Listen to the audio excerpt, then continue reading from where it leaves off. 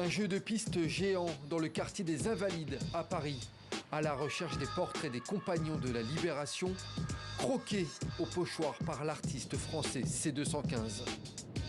Ça permet en tout cas de donner accès à ces personnages sans être trop impressionnant. Ça n'a pas la même austérité qu'une photo noir et blanc d'époque où on se sent un peu écrasé par le poids de l'histoire.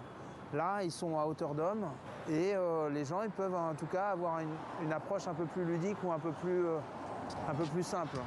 C215 a souhaité mettre un visage sur ces grands noms de la résistance et faire connaître au grand public des personnages moins connus comme Émilienne Moreau, l'une des 6 femmes à être nommée compagnon de la Libération par le général de Gaulle.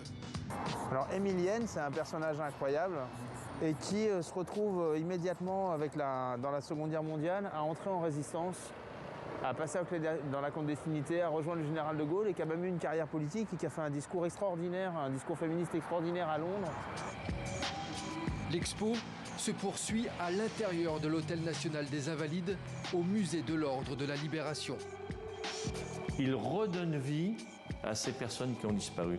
Et en leur redonnant vie, il les ramène parmi nous pour qu'ils soient des exemples de vie, d'engagement pour nos jeunes.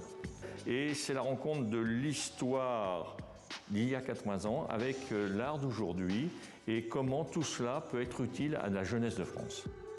On découvre aussi des journaux d'époque et différents objets en lien avec l'histoire des compagnons de la Libération, comme cette ardoise en hommage au jeune écolier Henri Ferté, fusillé à l'âge de 16 ans, ou encore ce poste TSF qui transmettait les discours de Pierre Brossolette depuis Londres à la France résistante. Comme pour chacune de mes expositions, je tend à interagir sur des objets plutôt que de peindre des toiles comme on pourrait s'y attendre avec un peintre classique, parce que le pochoir permet cela.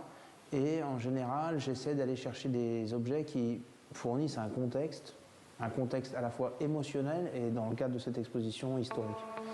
Cette exposition, C215 souhaite désormais la faire voyager dans d'autres musées ou institutions, avec toujours un objectif: continuer à explorer et transmettre les grandes pages de l'histoire de France à travers ces pochoirs.